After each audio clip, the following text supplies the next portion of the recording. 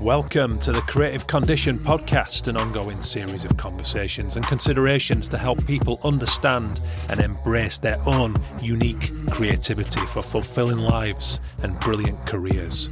My name is Ben Talon. I'm an illustrator and author, and I bring 16 years of creative industry experience working with the New York Times, The Guardian, the Premier League, and more.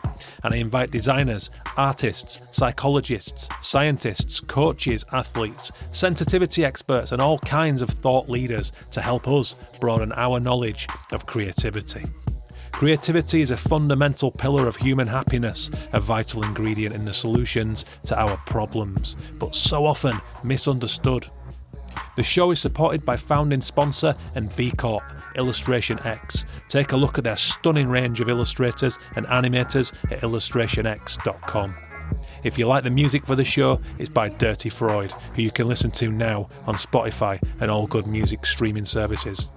But we fundamentally believe that those results are driven by the work that we put out in the world that moves people and drives those businesses. So you cannot have that in any enduring or durable way if you don't invest in creativity. And I absolutely believe that psychological safety, trust, vulnerability are key to creating cultures where people take risks. Today I'm joined by incoming Global CEO of TBWA, Erin Riley. Erin has spent time on the client side of the business, but has worked her way up the ladder over the last 8 years and now steps into the position from her role as the US CEO of TBWA, Chiat Day.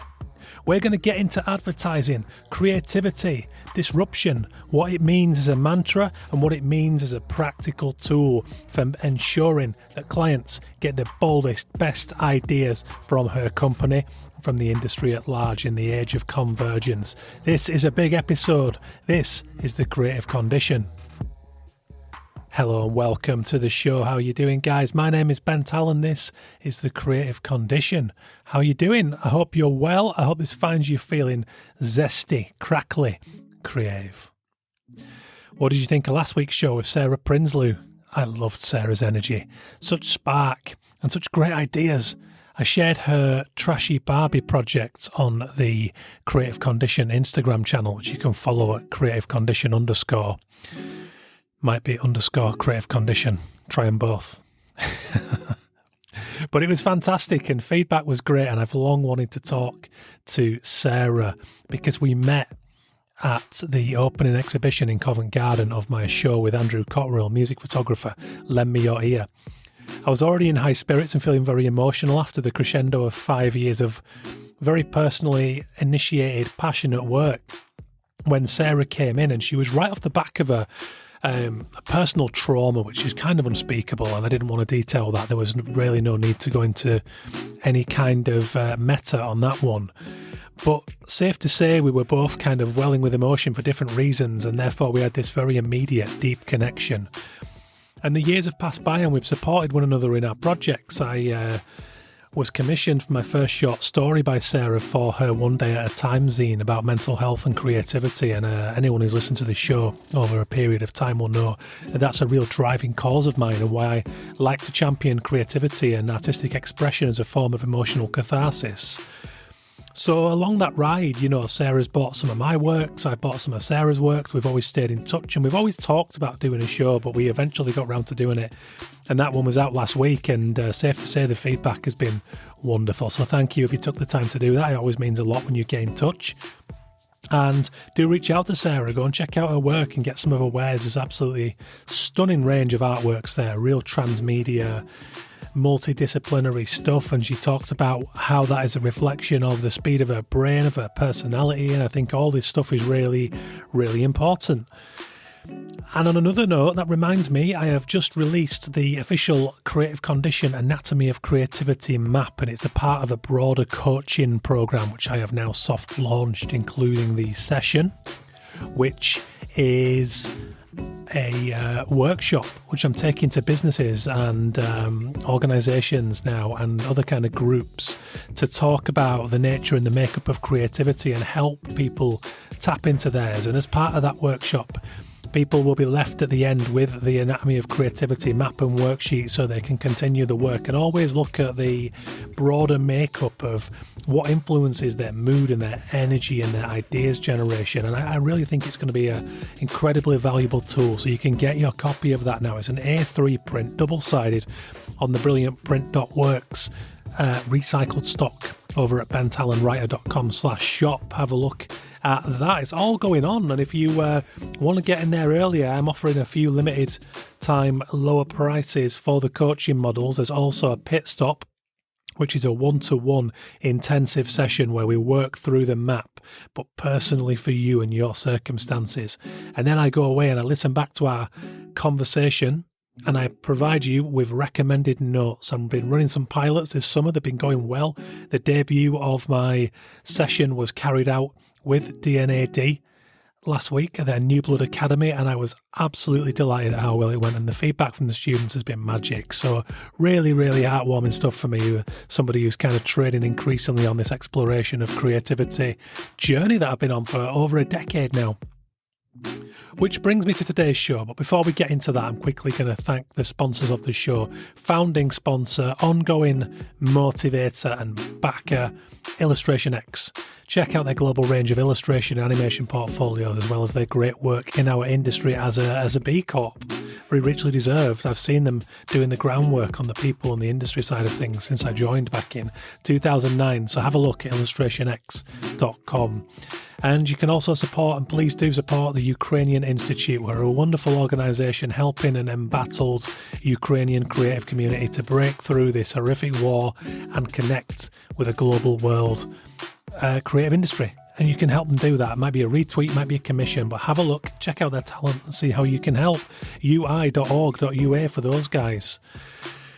So today's episode, Erin Riley. Erin is a powerhouse. She has worked on the client side of things in the advertising world, on creative, on ideas in teams, and she's a Pittsburgh girl from Pittsburgh, Pennsylvania. We're going to get into her background, why it was somewhat of a blue-collar upbringing, but quite an empowering upbringing, and she talks lovingly of the dynamic between her parents, how the relationship professionally and personally was one of balance, and how she was always encouraged, along with her sisters, to speak up, to push back, respectfully of course, but they were given voices. And I love these childhood threads because they really take you in a sort of developmental, long-distance way to the person that I talk to today. And that's why I always go right back to the start, because you can always join those dots. And I met Erin recently over the summer on a live art project I was commissioned for by TBWA. Now, TBWA are one of the big ad agencies out there, and they got in touch, and I'd long wanted to work with them, so I was absolutely delighted. And even better was when I found out the brief. It was all about their thing as the disruption agency, which they'd been for all of their existence. And they asked me if I wanted to paint live on a 2.5 by 2 metre canvas on the side of the stage, as Erin and Jen Costello talked with Lucia Aniello, wonderful Emmy Award-winning director, and Kyle Chaker, who's coming up on this podcast in a few episodes' time, who is the author of Filter Worlds, How Algorithms Are Flattening Culture. Now, Kyle writes for The New Yorker as a staff writer. Wonderful guy, real talent. So what a bunch of people to be listening to and responding in real time with my paints. And some people asked me how I could do that, and there really wasn't an ounce of nerves. I think I've grown quite accustomed, partly through this podcast and by doing this podcast live at the big festivals, to an audience. I don't really get intimidated. I'm more concerned about will the job go well and being focused and in the moment to make that happen. But I got the chance to talk to Erin as we were preparing for this event and after the event, and to listen to her weaving a verbal magic on stage as she chaired a wonderful panel in just 30 minutes. So, quite high intensity stuff. But the conversation was very much along the lines of the show from a few episodes ago I did with Ragged Edge founder Max Ottignon, and it was about this idea that we are in an age of convergence, in a sea of same, because we are now, 25 years into the advent of the internet, and I think we're really starting to see the asphyxiating effect of algorithms, and a lot of us now globally go into the same small pool, should I say, or maybe it is pond, of inspiration for our creativity, for our ideas. We're seeing a lot of the same fonts, a lot of the same websites, a lot of replicable acts of creativity, which is leading us in a damaging, self-fulfilling cycle of automation. So that really gives you a brief of what Erin and I are talking about today. We're going to talk about what it means to be a CEO in 2024.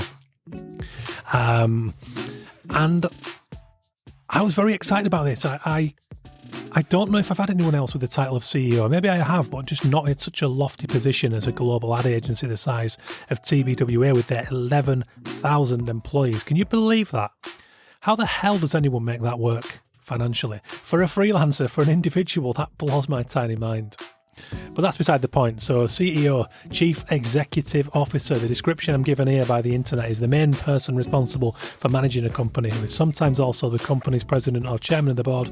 Selling and administrative units are headed up by senior vice presidents who report directly to the CEO. But Erin's going to tell us far better than a Google description what that means in today's world and what her steer is for the overriding creativity of the business. So safe to say I was very excited when Erin agreed to do this.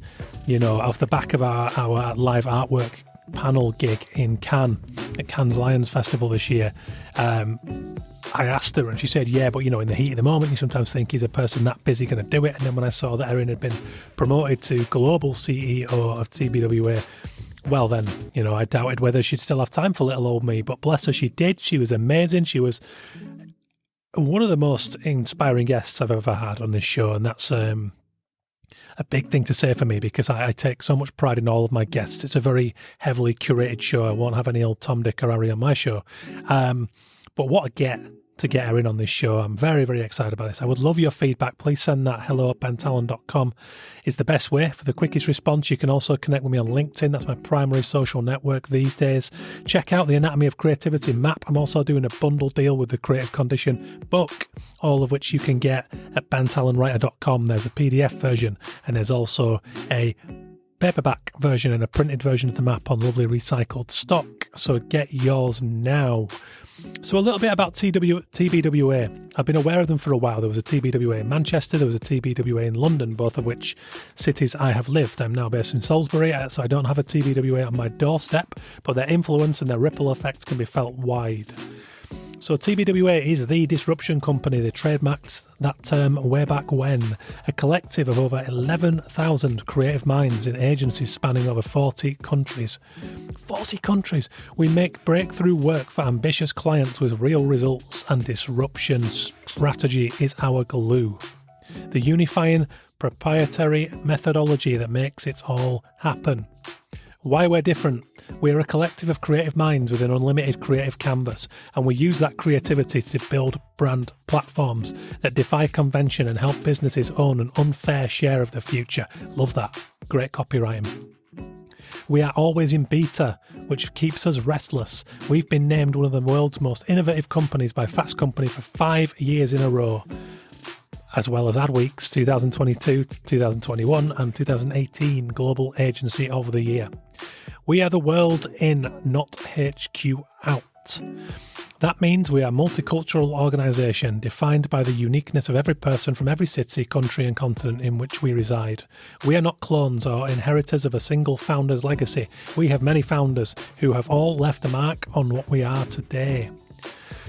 Brilliant stuff. And I know a lot of agencies like to, you know, write this sort of succinct, sexy copy and go with these strap lines. And they, you know, there was a blog that was taking the piss out of this a long time ago and it closed, sadly. It was very funny, called Agency Wank. And they were brilliant at pulling up this kind of stuff. But what I will tell you after time spent with Erin is that this isn't just copy. This isn't a strap line. I loved the energy that was pouring from Erin and the authenticity and inner authority as she talks about championing creativity today and fighting back against the likes of excessive pitching and testing and all of those things that kind of get us down when we are pure creatives and we want to let rip, you know, and just go out there and do what we trained to do and do why we went to art college in the first place. So that's enough from me. This was a real joy to take part in. So I hope you guys enjoy it. Please do let me know what you think. If you get a second, please do help the show by reviewing, rating, or subscribing to it on your chosen platform, be that Spotify, Apple, Amazon, wherever else you're going to find and download this show. Thank you. Enjoy this conversation with Erin Riley. So if you'd be happy to paint us a little picture of your background and any sort of creative roots and just, where are you from and who are you? I'd love to hear that. Yeah, I was born and raised in Pittsburgh, Pennsylvania, which was historically like a steel town, a lot of steel mills. And so had a little bit of a blue collar reputation in the United States, but actually has been through quite a renaissance in the last few decades.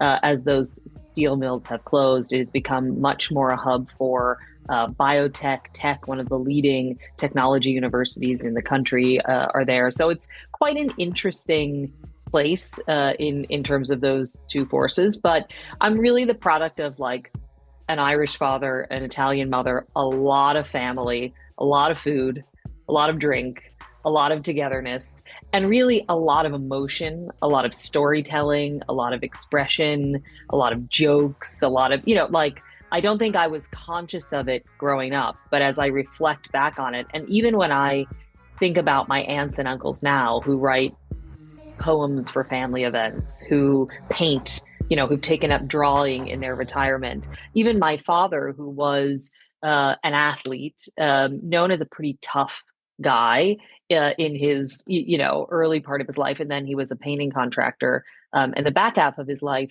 was deeply creative. He was a painting contractor, but yet he cared about the logo and his signage, and he would dress these mannequins up and put them in the front lawns of the places that he was, like quite bizarre a little bit.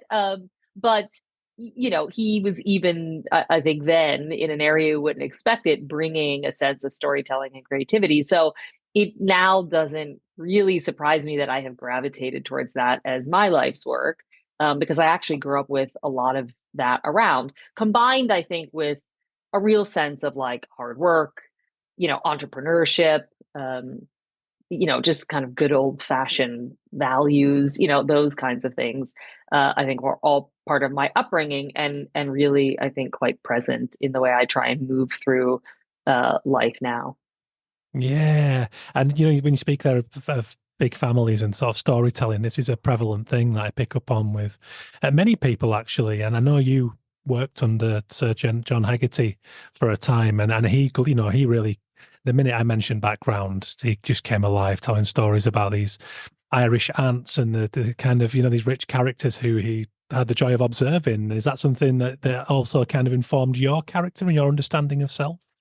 Yeah, I mean, absolutely, absolutely. And I think, I'm quite, I think, fortunate in that both, my parents met very young, and both of their family, all the extended family was in Pittsburgh, and the families were quite blended. We did everything kind of together. So we constantly had characters, as you say, around. And again, I didn't realize that not everyone's family stayed until 3 a.m. and ended, probably a little overserved, and, regaling with stories that got bigger and bigger with each telling.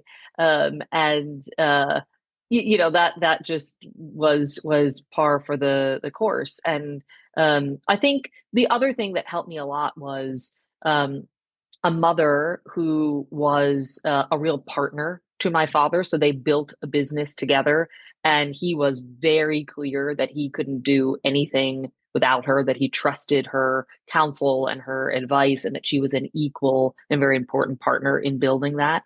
I grew up with two sisters, so they were three girls, and way before being a, girl dad was a thing.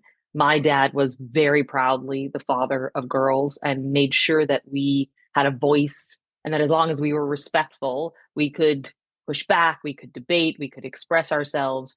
And really, my mother's father, who came out of a generation where this was really not popular, was the same. He was a he was an educator and a principal, but had two girls and wanted them to get educations and have points of view. And So I think I really benefited not only from the creative sort of influence, but also a very intentional um, cultivation of a voice and a point of view and a confidence to express yourself. And I think regardless of what field you're in, creative or not, like that's so important because if you have amazing ideas that you're afraid to express, it just doesn't have impact or influence. Well, that's absolutely right, and it just helps you to take control of yourself and your strengths and own those weaknesses too. And I've had this recent string of either guests on the show or conversations with friends who are women in our industry who are making incredible moves, and it's amazing because I had a mother who really was quite empowered and really drilled into me that I should never care what people think, that I should, if I like something, go ahead and do it and commit to that, whether that was horrific outfits, which I've got a whole, photographic archive of. But Mhm. what's amazing is moving forward, I've worked with people. So in my recent book, The Creative Condition, the foreword is written by Jane Boyer. Now, Jane is a illustrator designer based in Manchester who runs her own studio. And she did this incredible project, which is how we met, called Women in Print. And she felt a little dismayed that around the north of England in Manchester, there weren't too many female role models that were shouted about in the same way that David Beckham and the Gallagher brothers and all these kind of big figures were as she was growing up in the 90s. So she pulled together all these amazing creative women around the region who then, expressed that through creating these their idols in artistic format. And so that's how Jane and I met. And I asked her to write the foreword because she told me this amazing story about a friend of hers grandmother who just turned 90, and they had a big party for her. And, everyone in the family was kind of celebrating her as a mother and as a wife and all these family roles. And she kind of got the mic impromptu style and said, I just love to butt in here a little bit and just also celebrate my creativity because it's kind of kept me afloat mentally at certain times in generations when this wasn't the accepted thing. And that just blew me away when Jane told me this story. So I asked if she could kind of speak to Marie, the lady in question, and tell this story in the foreword. And, as a father of a 4-year-old daughter, this gives me a huge buzz because I'm seeing the world changing around me that's going to be better for her, more opportunities than generations gone by. So I would say the same to you. I think it's incredible to see you doing work on for that same cause and changing that conversation. Yeah, no, I think, and really interestingly, I think creativity is one of the last realms where there is probably still a glass ceiling, so to speak. I think we've seen certainly not the only, but one of the areas we've seen women, I think, rise up in lots of different areas. And within the creative industry, I think women have found positions of power. But I think when you look at it, they tend to be, the CEOs, the COOs, the heads of HR. So it's like they're either focused on people or they have to rely on skills that are maybe rational or organized or detail oriented. But when we come to sort of brave, bold, audacious, sometimes mischievous creativity, that is still a place where women are not showing up nearly enough, which I think is really interesting. Why is it that we still tend to celebrate the male creative archetype rather than the female one? And when she does break through, it's often because she's done work for women, inclusivity work around women or women's issues, or moms are the audience, or, instead of just something that's like quite provocative and in your face and maybe even taboo. I think humor is an area, certainly in the ad world, that is a very important part of our craft. And I think it's hard for women to get credibility as humorists. And we gravitate towards a certain voice that tends to be male. So I think, of course, there is tons of progress. But I think when you talk about the practitioners of creativity, not just the champions of creativity, there is still a lot of work to be done for gender equality. I would agree completely, and I'm not in that world, so I can't speak per se for the ad world, but that is something I see reflected, in illustration, in design. I think throughout the industry that there's truth to that. Yeah. Is that something, because you've had quite the upward arc in terms of, so you worked on the client side of things in advertising, is that right? Yeah, I started in agency world, and in fact spent a decade at BBH. We talked about Sir John, who I am so glad is now more and more active in sharing his wisdom, because I can still benefit from it all these years later. And then went client side for a bit, and then kind of came back to the agency world. So is that something, like to sort of fighting for women to have a more creative voice in that regard? Is that something that you've found as your arc has kind of moved up, that you've been able to have more influence in? Yeah, I mean, I have to be honest. I think for the, certainly the good beginning of my career, I was naive about that dynamic, the gender dynamic, because as I said, I grew up in an environment that said, speak your mind, you can do anything. I, got a job. My first job in advertising was working at McCann Erickson on L'Oreal. And so there were many women, it was a brand that was primarily for women, lots of women in power on both the agency and client side. I then went to work for Procter and Gamble at an agency that had Procter and Gamble as their client. Again, largely targeted towards women, so lots of women on both sides. So I kind of didn't realize that this was a thing, because I was surrounded by powerful women who, were kind of running the show and were very supportive of me. And then as I moved beyond those categories, I had male and female leaders that were strong. And I mean, when I joined BBH, it was sort of Cindy Gallup in charge. So I just didn't really get it, and I certainly didn't think of myself, in any way as a, you know, example or model. I was just trying to work hard and do my thing. I think as I have now been able to take on more leadership positions and more people share their experience, and there's more consciousness around it, and I reflect back, even though for the large majority of my career, I was very supported, often promoted, put in positions of success, enjoy a ton of privilege just, in the first place. I do think about scenarios now in retrospect and think, oh, that's what was happening there. Or, oh, that's a little weird. If that happened to me today, I'd be like, wait a minute, this is not okay. And I think, was quite lucky. So you hear other stories, you hear what it means to people to see women in leadership. I talked to candidates today that say one of the main reasons that they're talking to our agency is because they see so many female leaders. So it is certainly something I've become more and more aware of. And I think spent probably a little bit of time saying, I'm not a female leader. I'm not a mom leader. I'm just a leader.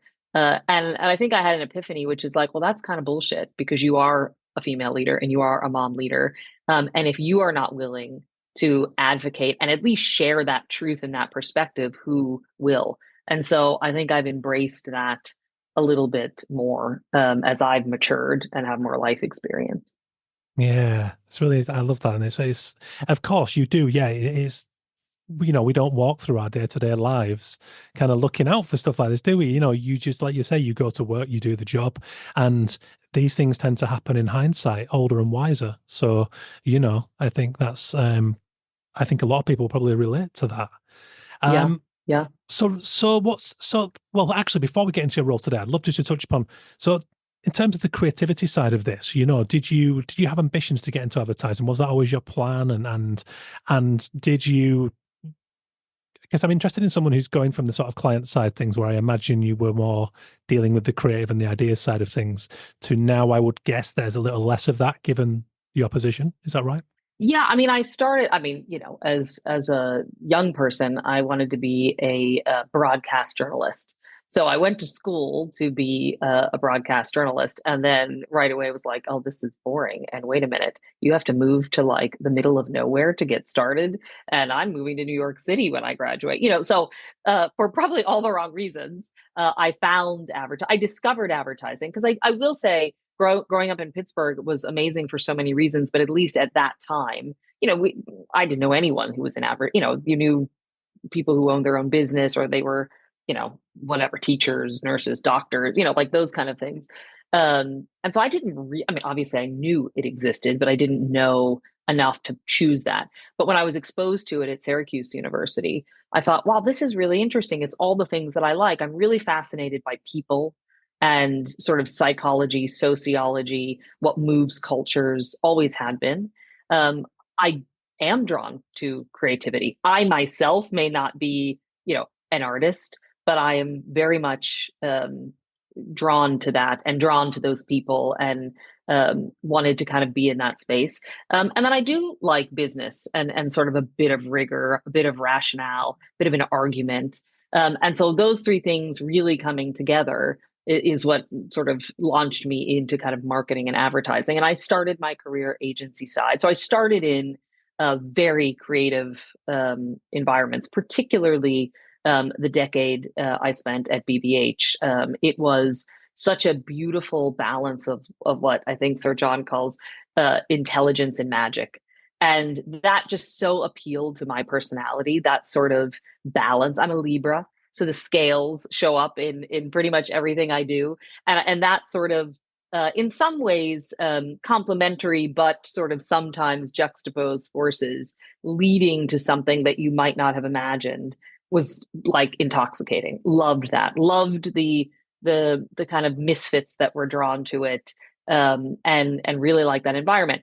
That said, I did get to the point, after being in it for, whatever, 15 years, that I was like, all right, I need something more. I need a different kind of challenge. I'm really curious about, where these briefs start. I'm really interested about where the brand is being considered at sort of the source. And how can I get further and further upstream and get more around the commercial piece of it? And so that was the impetus really to go client side. Now, I went to clients that were retailers. And so they had internal design departments, their entire, both at Cole Haan and Old Navy, their product was something that needed to be designed, that needed to be created. And much of the company ran on a design process.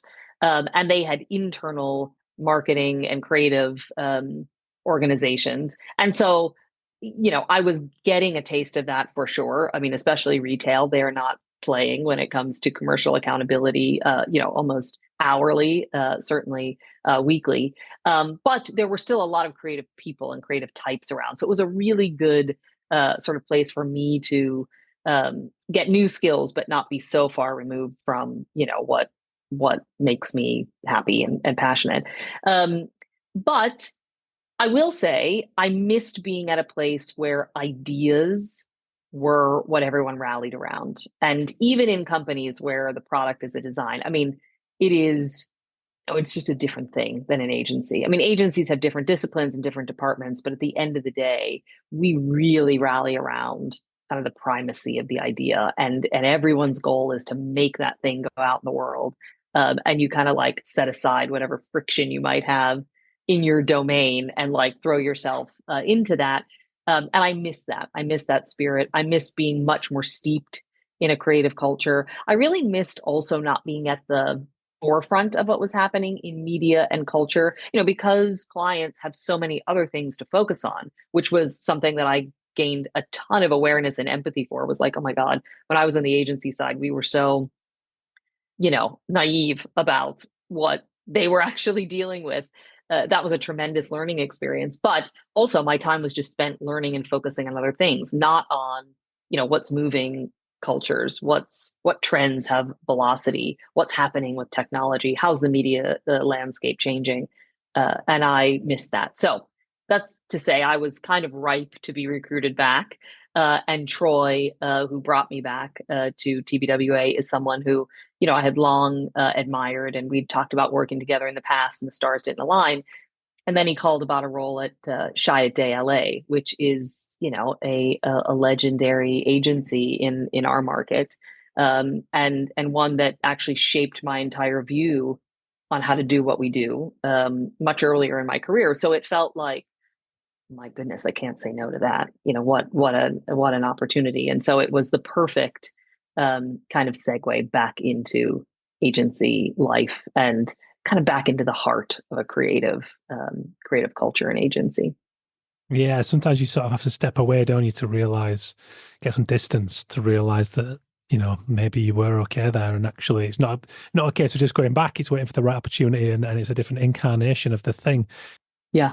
Yeah. I mean, I will say what was fulfilling on the client side was having agencies partner with us. So seeing it from a different vantage point, being able to create the conditions for agencies to do great work, being so impressed and blown away by, other people's work. That was very fulfilling. And I think if I ever make my way back, agencies, client side rather, it would be for that reason, the opportunity to, sort of again, kind of steward a brand from the origin, and work with lots of different kinds of creative folks in a way where you don't feel quite as quite as responsible for the product. You can kind of just sit back and let them do their thing a little bit.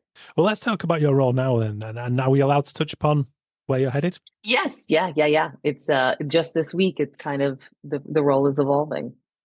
Yeah, well, let's talk about that. It gives a bit, depends, CEO is sort of, I'm aware of the term. I know the broad strokes, but it's so far beyond my world as a freelance illustrator that, it's Yeah. kind of, you've got to help me out on this one.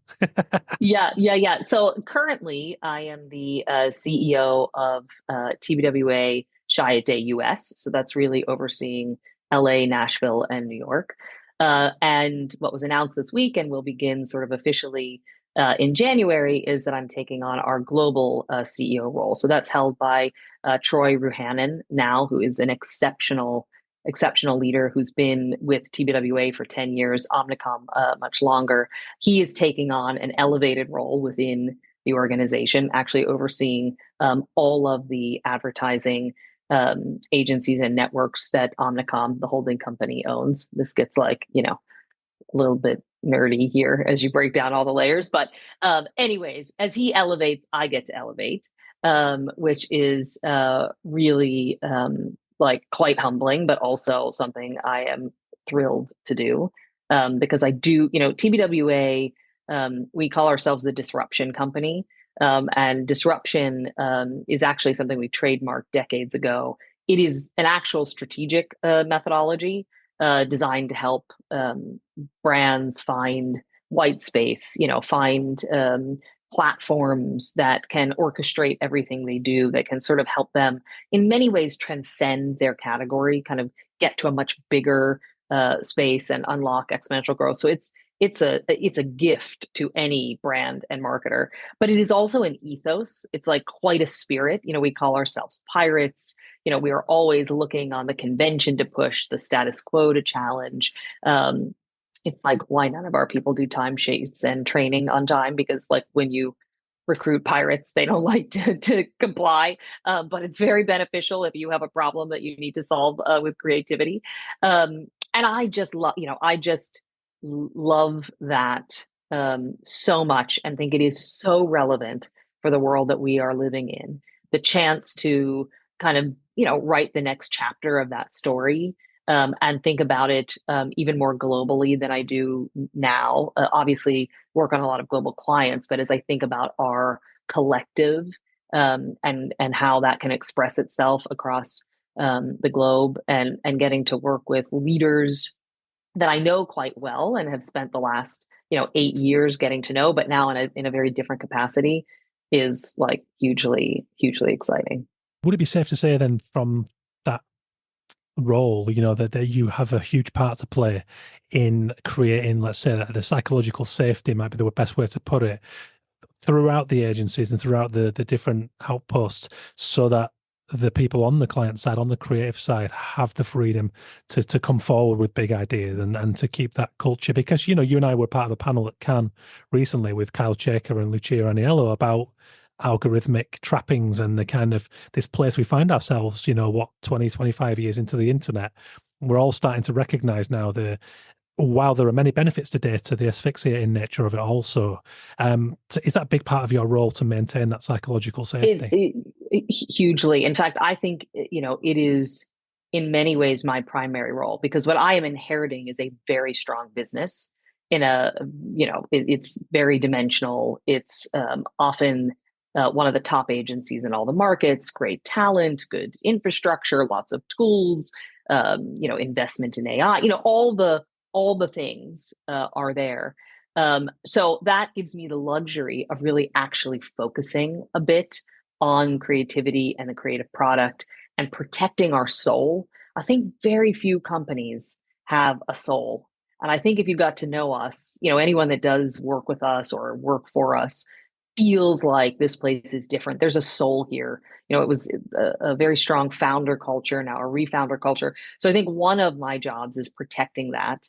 And in doing so, that is absolutely about protecting the conditions for creativity and disruption to thrive. And I think that as a CEO, often people think your job is to, deliver the P&L. And believe me, it is, and that is, the responsibility that we, happily commit to on behalf of shareholders, and all those things. And obviously, our clients ultimately have business to deliver, so we are quite rigorous around that. But we fundamentally believe that those results are driven by the work that we put out in the world that moves people and drives those businesses. So you cannot have that in any enduring or durable way if you don't invest in creativity. And I absolutely believe that psychological safety, trust, vulnerability are key to creating cultures where people take risks, where they're not afraid to fail, where they're not so wedded to a false sense of certainty that they won't try new things. If you don't have that, you're just not going to have an innovative and creative culture. And I think there are a lot of factors in our clients' organizations, in our own organizations, that stamp that out. The speed, the need to predict where you're going and then get there. All of those things that make a lot of sense for a lot of reasons and can be, forces of good, can also be forces that really prohibit people from saying, I'm going to take a leap. And if it doesn't work out, that's okay. I worked for a very long time with our chief creative officer in LA, Hanato Fernandez. And he used to always say, like, I'm so confident about my ability to come up with creative ideas that I'm not afraid to fail. I'm not afraid to try something. I'm not afraid for a client to kill an idea. Like, I'm not going to keep pushing something. If you don't like it, that's okay. I'll beat it. I got something better. You don't like that? I got something better. You don't like that? I got something better. So I think that part of it is that confidence that, you can keep coming at it. You can keep coming at it. That well is rich with ways at it. And so try a few things, try something different. But I think that as I head into this role, I actually think a defining part of the way that I will do it is focusing maybe even more on those things, because I have the luxury to do so, because Troy is leaving such a healthy business, which will obviously need to be tended to, but it allows us to almost kind of, go to our roots, if you will, look deep into what is so essential, which is that sort of freedom to be disruptive. Absolutely. And I think that, with regard to data and regard to risk, it's human nature to need to eliminate uncertainty, which is probably a big part of the reason why a lot of people have experienced, let's say, parents or superiors who have discouraged them from pursuing a career in the arts, for example, because creativity, by its very nature, you have to embrace the unknown. That said, confidence, I think, is how you eliminate that. And the best description of confidence I heard was by a lady called Kimberly Wilson, who's a psychologist I had on the show. And she described it as the brain's ability to predict a positive outcome.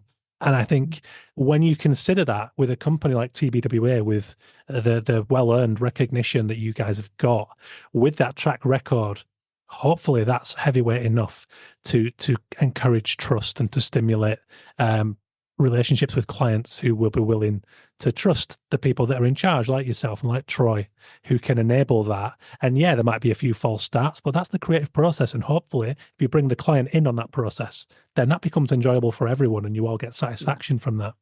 Yeah.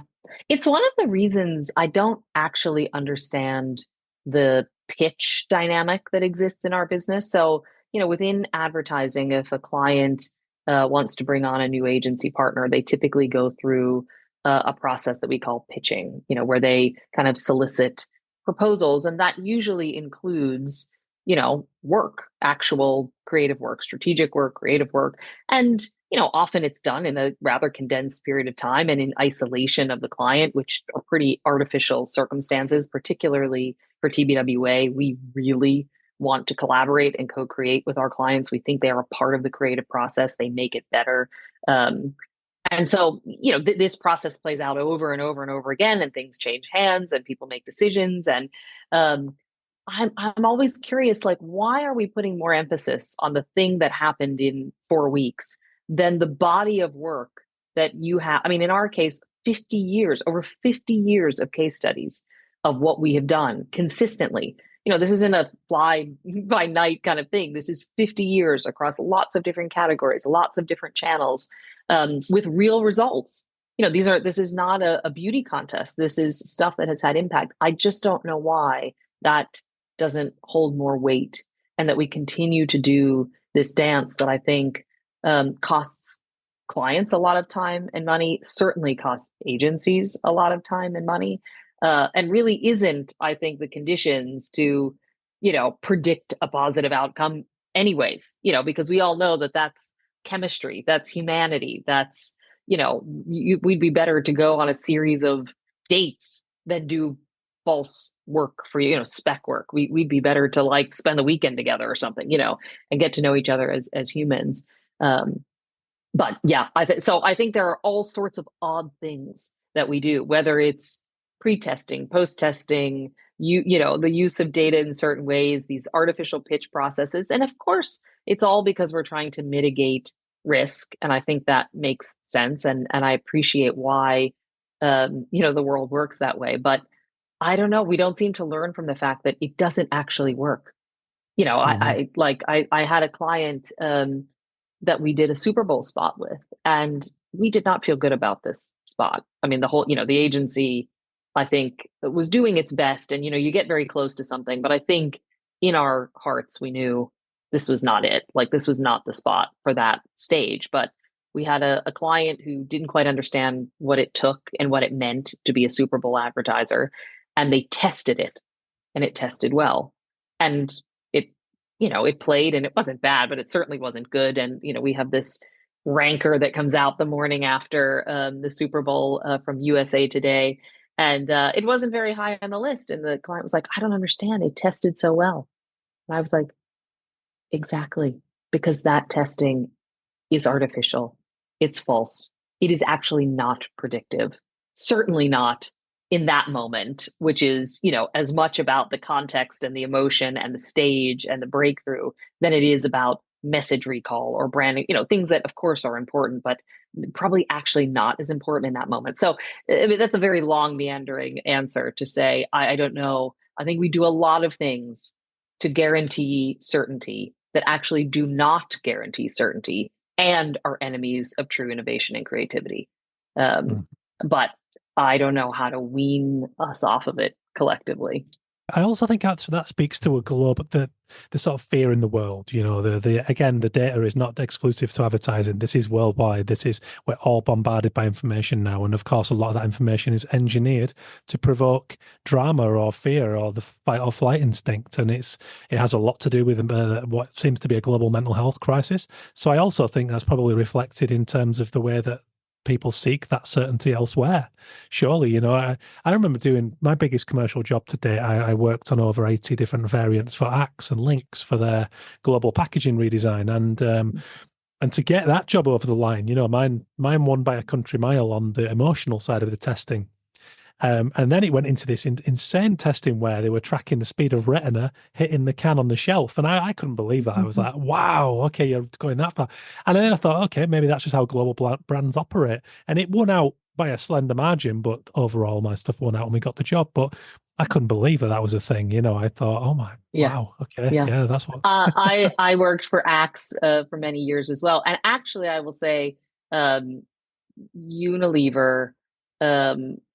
we had some testing as well, quite a lot of that. But at least in that era, in that moment, I think we had pretty convicted marketers, and they talked a lot about the red pill and the blue pill, and this notion of like, so they were really kind of embracing the provocateur spirit of that brand in the work. So it was quite a lovely time to work on it. But still, we were testing, and my goodness, I've worked on so many brands since that. Yes, I mean, this neurotesting where they hook people up and measure their brainwave response second by second on an ad. I'm like, I don't pay attention to anything that closely. Not my kids, not things I really want to watch. Like, this is like, I don't know. Have we all lost the plot? But and it feel and look, I don't want to come across as dismissive or disrespectful to the marketing science and martech community. But I will say I do think some of it is snake oil. There is such a gullible audience that will do anything to either predict certainty or at least be able to say in the end, well, I tested it, so this isn't my fault. I didn't make the wrong decision Yeah. because Liability. I had yeah, exactly. I did all the right things and it said it was going to work. So it's not my fault that it didn't. And again, I mean, we have mortgages to pay and children to feed. And, I don't think that is a weak inclination. I think it's a very human one to kind of protect and self-preservation. But it doesn't serve the work. It doesn't serve creativity. And ultimately, I don't think it serves your business. We talk a lot, the disruption methodology that I mentioned earlier is ridiculously simple. We look at conventions of all sort, whether that's a category or cultural convention, a brand convention. But we really describe that as something that traps you in incremental growth. So it's not that you won't grow by following the convention. I mean, often they're the convention for a reason. It's kind of like slow and steady. And then we think about on the far side of this roadmap, what we call the vision. And this is the thing that is meant to be much bolder, much braver, much more transcendent. And that growth can be exponential. That's the Gatorades. I went from selling a sport drink to becoming a sport brand, and now I, can sell wearables and technology and other forms of electrolyte, all of those things. If they don't take a leap there, they, they have predictable growth. They just don't become, the heavyweight in the category or a category of one. And so, but I appreciate that, it's not one or the other. There are a lot of people that don't quite make it to the exponential place and they fail. So I get it. It's not a perfect science, but I don't know. It's like, I want to play to win. It's like we put so much work, and this is both client and agency side. We put so much work and effort and thought into what we're doing. I just think you got to like swing for the fences a little bit. And, there are places I think in the marketing mix where, when you get into performance, and this is probably, off topic for a podcast about creativity, but, as I think about the total marketing mix, I think there are places within that you can be actually much more data driven, much more precise, much more targeted, much more optimized. And you should do that. I mean, in those places, you should just milk that for all it's worth. But when you're talking about things that are meant to move people emotionally, influence them, change their hearts and minds, as we say, I think that's where you have to just be a little bit braver, and realize that it's unfortunately less predictive. Over time, we see the brands that do that are more successful, have higher market cap, higher category. But on an individual decision point basis, you kind of just have to take the leap, I think. You absolutely do, and that's where you're, to go back to Sir John, the Flat Eric, which is one of my, favorite adverts of all time, and the fact that they thought he'd lost the plot when he came with that idea, but had to fight for it, but fight he did in it, and it was incredible, but I'm well aware, and in your better position to tell me about this, but I think surely it's vitally important if you're going to get those ideas, if you're going to create the framework for those ideas to happen, you have to build a culture from the ground up, where everyone is invested. And I'm not just talking about the creative minds, I'm talking about reception, and I'm talking about, everyone, like every single person. Is that something you sort of value at TBWA? Is that a thing? Yeah, absolutely. I mean, I think we have to believe that the most important thing we are doing is being creative. And that is not exclusive to a department called the creative department. That is everyone in the building. And I do think that you have to believe that it matters and the ideas that you're working on matter. Even if it is in the pursuit of something commercial, that the effort, the human ingenuity, the storytelling, what other themes you can incorporate in, a milk ad that advances society and represents people in authentic and celebratory ways. Like, I think you have to believe that what we're doing is worthy of time, effort, thoughtfulness, a little bit of pain along the way. We talk a lot about a culture that believes that good enough is not good enough. And that, it can always be better and you're always pushing yourself. And that it's worth it. It's worth doing that. And that is something that everybody needs to buy into. I think we also, in our culture, as I said, we try and really promote a collective spirit of challenging the status quo. And we talk about being pirates. I think we also recognize that simplicity is often a path to the most powerful creativity. And there are lots of things that can sometimes become distractions and tangents, and there's a lot of bells and whistles, but that there is something just quite simple and essential about ideas that's usually based in truth and insight and something universal, even if it's very specific. We talk a lot about designing for one, scale to many. Like when you're telling a story and you can get really, really very, very specific, there's just such universal power in that. We talk a lot about the fragility of ideas, that like, it's easy to say that's not going to work, that's not right, that doesn't make any sense, that's not feasible, that's too expensive, there are lots of reasons to kill something at the beginning. It's our job to find the thing in it worth keeping alive and nurturing. And I think it's very difficult to create a creative environment where there are points for knocking things down, and we're not actually rewarding people that build things up. So it's like, we are trying to be thoughtful about all of that all the time. How do we talk to each other? How do we, when we've launched training around something we call the culture of candor, which is training rather people on how to tell other people something constructively critical, because we were realizing, particularly, I think, in a moment where we are rightfully more conscious about the power of our words and different people's, lived and learned experiences, we were dancing around everything. I wasn't giving you feedback on your performance. We weren't talking about the ideas and whether they were good enough or not.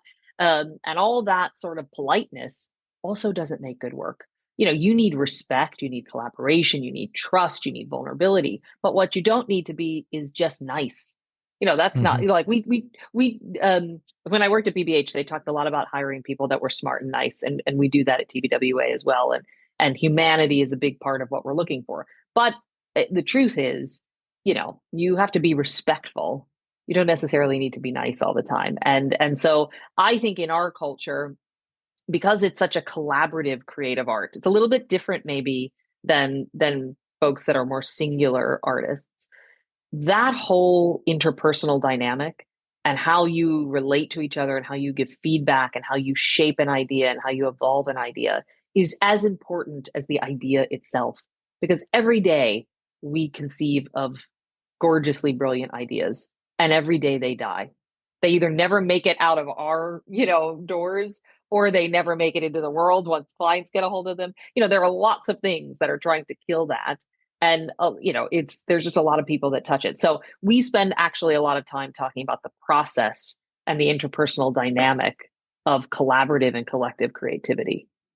That's incredible. And it's funny you said about language too. I recently talked to Eleanor Samuelson, who's from the UNICEF's innovation team. Fascinating work worldwide, working with the world's most vulnerable children. And she took the word spelling literally, as in casting spells, the power of our language. So I think you hit on something really important there, which is people need to feel autonomy, like they can speak the way they have truly feeling about ideas. But like you say, it can be very hard because by the very nature of a business that trades on creativity, you're going to get a hell of a range of personalities and levels of sensitivity. So I actually think that's really important, Yeah. Yeah. And in our business, it's funny because, I think we talked earlier in this conversation that we say, hey, everyone in this organization is a creative and needs to be dedicated to the creative output. But then the truth is, when it really comes down to the creative ideas, we're like, oh, yeah, but you shouldn't have an opinion and you shouldn't have an opinion. Like you're an account person and you're a strategist and you're. Yeah. So it's like, I think that is, part of the idiosyncrasy of agency life is, who really gets to decide about, what is creative and what is worthy and what works and what doesn't work. And, it is a fascinating process. I mean, sometimes it's a wonder anything, makes it out into the world that is special, but obviously Yeah. lots does. There's something I heard recently, and I think it was in Sapiens. I was reading Sapiens, and I think the number is estimated at 150, and that's the sort of the number of people we can be having our close circle, be that friends, be that family.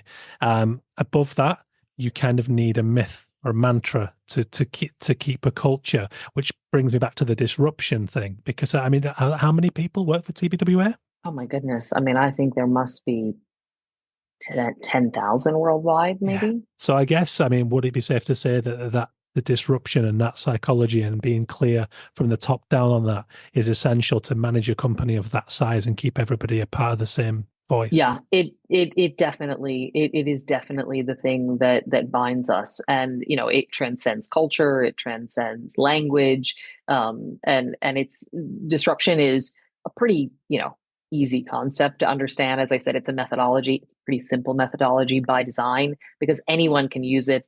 I mean, yes, those who have to really facilitate that need some training, but I could pull you in off the street and we could do a disruption session. It would take me a minute to kind of set the stage. And so now, of course, actually bringing the right stimulus and taking the right things out of it and expressing that creatively is much more difficult. But as a thing that we can all be bonded by and actually use cross border for our clients, disruption is actually perfect for that. And as I said, the beauty of it is it is both an actual methodology, but also an ethos. I mean, I think the best cultures that I've been a part of have that very, very clearly.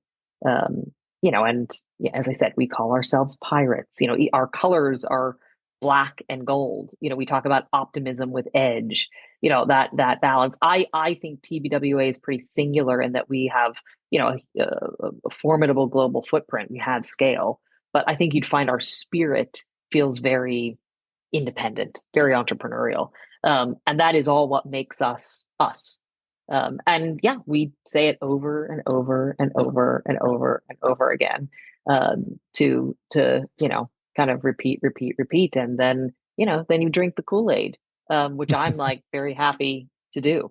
And is that also something that informs the way you deal with things like AI, things that are there that have got massive upsides, but also, if ill managed, could also be very detrimental to, could be real game breakers, I guess.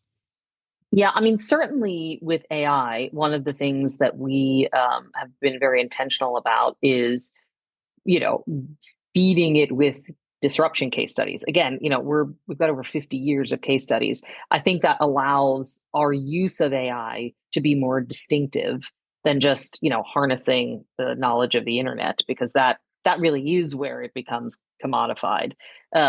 So I think that's where we think this gives us quite an advantage and an edge. But yeah, I mean, we are. I think the other thing that we're quite aware of is that AI can do great things to accelerate creativity, that can, preserve our time and attention for the things that are really creative, all the things that you hear. But we also believe in humanity and human originality. And so as we think about the uses and applications of AI, I think we are trying to be very strategic about where we apply those things. And in most cases, it is about empowering and accelerating what very, very smart, strategic, and creative humans can do, fed by the things they've done distinctly in the past. Yeah, I think that's a really great way of putting it, actually. I think that's very smart and managed as such. Then I think it's a very exciting new thing on the horizon. Yeah. Yeah. I mean, I think we're all like simultaneously terrified and thrilled, about it. But I think that's probably any major innovation in human history. I mean, fire, people are probably like, well, now we can cook our food or we can burn ourselves down. Yeah. Like, I think this is like, this is kind of what we've been dealing with for all of mankind. So, or humankind, I guess I should say. But so I think, I'm confident that, we'll get things wrong. We'll, go down some dead ends. We'll have to learn some lessons the hard way, both as TBWA, but I think I'm speaking more here as an industry and as uh, um, an industry. But I think we'll also find like hugely beneficial ways to use it, and it will unlock new potential. I mean, even now, the simplest things like comping and stuff, things that before we used to, cobble together and we couldn't really express our ideas, and it would take a long, long time. And now, you can really bring to life things in such a like more detailed and nuanced way in those early stages of development. So, you know, I think there's lots of good to come from it. I Yeah. also think the thing that I think has been interesting is in some ways, we talked about the sort of certainty piece and the data piece and the measurement piece, and I think there was certainly a period, particularly when consultants and consultancies were really flexing and certainly getting into the creative game, where there was a lot of emphasis on that, much more probably than the creativity. It was a very kind of Martech moment, important, but there was a lot of focus on that. I actually think, in a strange way, the entree of AI has forced some of us to be like, whoa, whoa, whoa, whoa, okay, yep, but like humans and originality and creativity, and I think we realize that like mediocre creativity, yeah, that probably will be done by machines, and that is, I think, going to force those of us who define ourselves as premium creative companies to be sharper and to be better and to invest in higher level talent and make sure that clients feel the value of that. And so it might be the thing that we are most afraid of is the thing that actually makes us recommit to the thing that is most special about what we do, that might have kind of taken a back seat to some of the other stuff in recent years. I don't know. That's my optimist's take on it. I love that, actually, and that echoes something a friend of mine said who was a great illustrator, and he got into lecturing for a long time and has recently started to dip his toe back in, and he felt like it would do exactly that. It would replicate what it could replicate, but the stuff that's got soul and tells a story and reflects a person's lived experience will be more prized than ever. And it's certainly, when I first became aware of it and had a momentary panic, it very much. I sort of used my podcast and I did an episode called The Artist's Audit, where I just audited my entire practice because I write fiction in my own. So fiction, non-fiction, podcasting, illustration. I went through everything meticulously and looked myself in the mirror and kind of went, what can be replicated here? Because you need to focus on the stuff that's got your voice, because that is what can't be replicated. So it certainly had that impact on me. So actually hearing you say that from an agency standpoint, it's encouraging. So I think there is a real positive potential here too. Yeah. But I do think that's what's so wonderful about your work, Ben, is there is such a human hand to it, such a fluidity to it, such a authenticity to it. I mean, obviously you have range in your work, but it's one of the reasons why we did the piece in Cannes live, because that couldn't sort of come to be other than your kind of spontaneous interpretation of something and your particular hand and your particular way of coming together. So, that I think will always, I think, I also think our eyes will get better and better at seeing.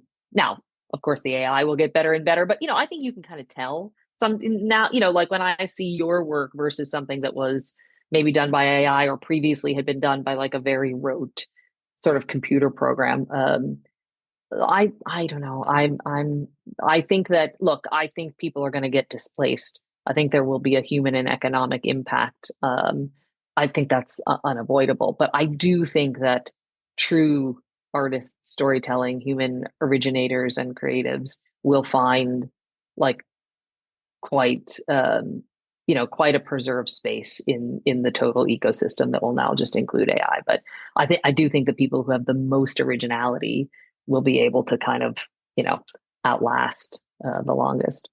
I think so. a guy who teaches digital marketing and social media recently said to me, that's technology's job. It kind of always was to replace jobs and to make more convenience, So this is really nothing new. Yeah, it's revolutionary level, but it's nothing new.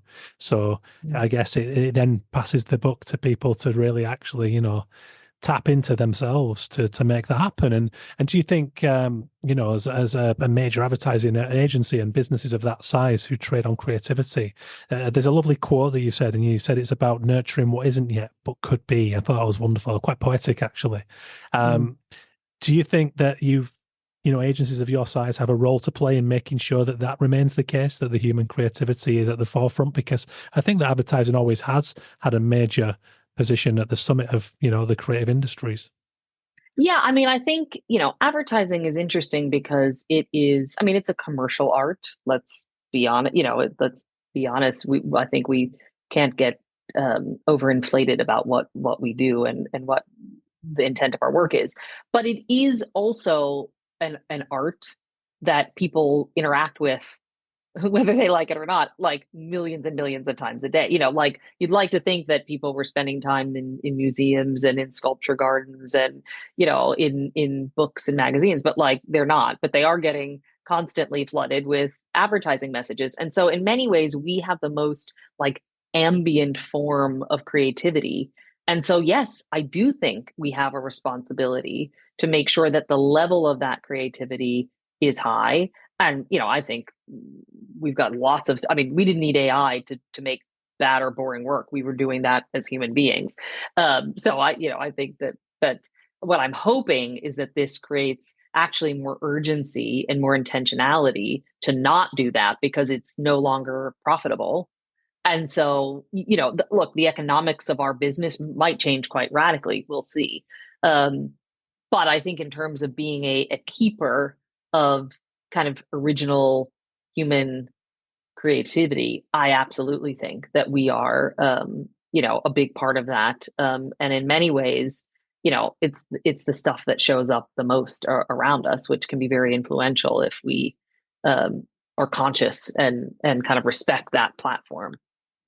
I think so. And I also think that it's really encouraging that, you guys did the panel that I was a part of. Just after that, I interviewed Max Ottignon, who runs an agency in London called Ragged Edge, who we had conversation very much along similar lines about the opportunity in this sea of same to make great creative statements. I think there's a rising awareness at the moment and a bit of a psychological sea change. So the fact that those conversations are happening in prominent industry places gives me encouragement that we can sort of break through the filter world that Kyle writes so well about. Mm-hmm. Yeah. And I think we need to do it through advocacy and, thought leadership and panels, but also through our work. And I think how we talk to our clients about how we use it and what the implication of that is, and I think that's why, we're sort of diving in with both feet, but also, like being quite thoughtful about what we apply and how much at scale we apply it, because, there's a big responsibility in what you're doing. And it's new. And so you don't want to be a Luddite, like you got to jump in and be, sort of a pace setter. And I think particularly for someone like TBWA, our clients expect us to be pace setting in these places. And so we, have dedicated a ton of time and brain power to how to harness it. But I think we're also trying to be quite responsible as well, as there are like a lot of still unknowns. Yep. Well, I've kept you probably longer than I should, Erin, but this has been pure magic. So thank you very much for taking the time. Yeah, thank you. It was good to spend time together. I'm just glad you didn't make me create art on the spot like we did to you. I love that.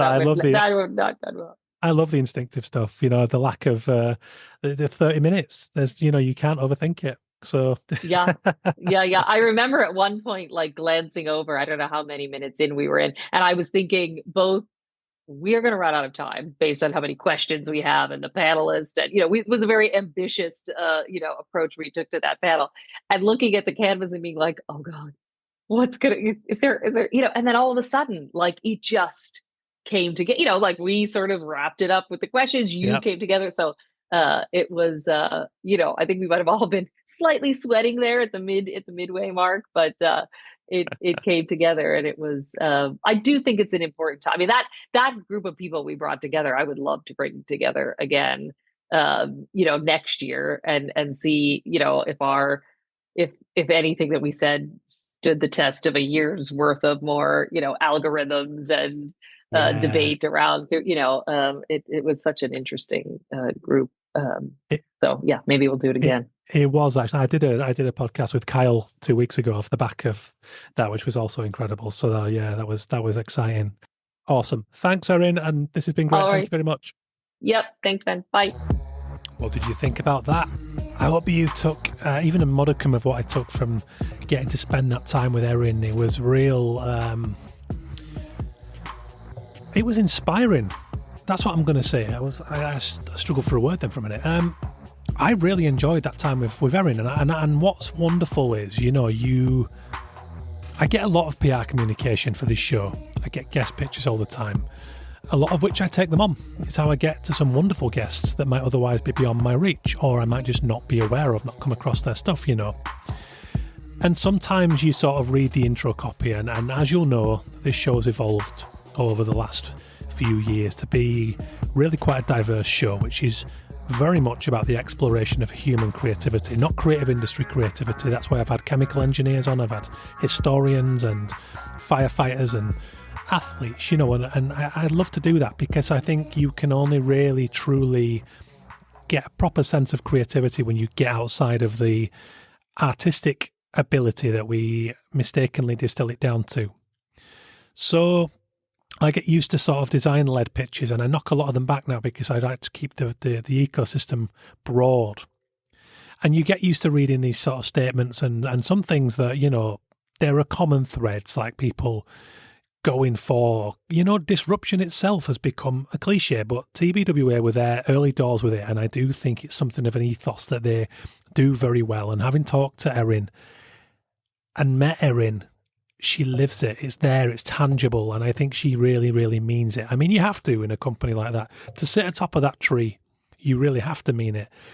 But I hope you guys took that too, because it really thrilled me to hear that, and it makes me want to fight for creativity in our industry. It's why I have this conversation. It's why I had the conversation with Max Ottignon live at stage at Ragged Edge, because I want to help the next generation of creatives to understand that they should not be producing and populating their portfolios and building their brands on the expected, on what they think is, looked for by people. Because what is looked for, that you'll have learned from Erin, that you'll have learned from Max, is difference, storytelling, authenticity, lived experience, spark, shock, not conformity, not the trendy font, not the Squarespace website, That's how we get to automation faster.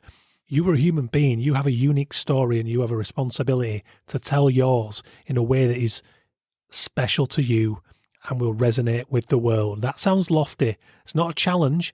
It's what you do when you create with imagination and you create naturally in a way that only you can.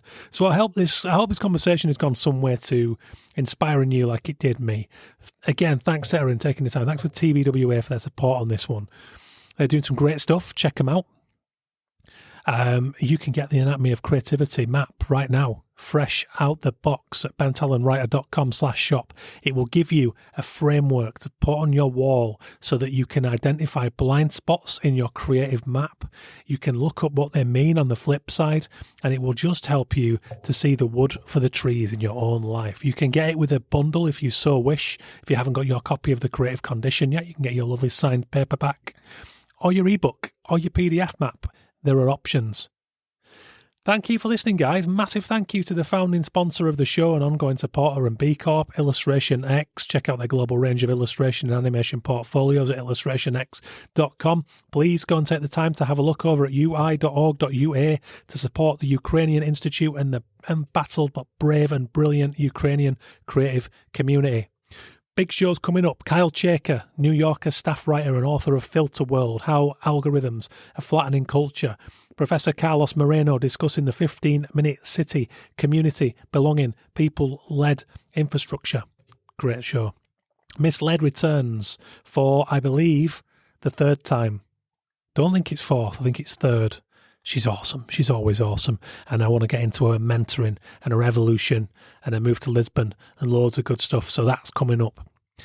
Big stuff on the creative condition. Thanks for listening, guys. Rate, review, subscribe. It's a massive help. Please do it. It really, really does support me. And it just gets some, it helps people to commit when they see it on Spotify or Apple Podcasts and when they stumble across it.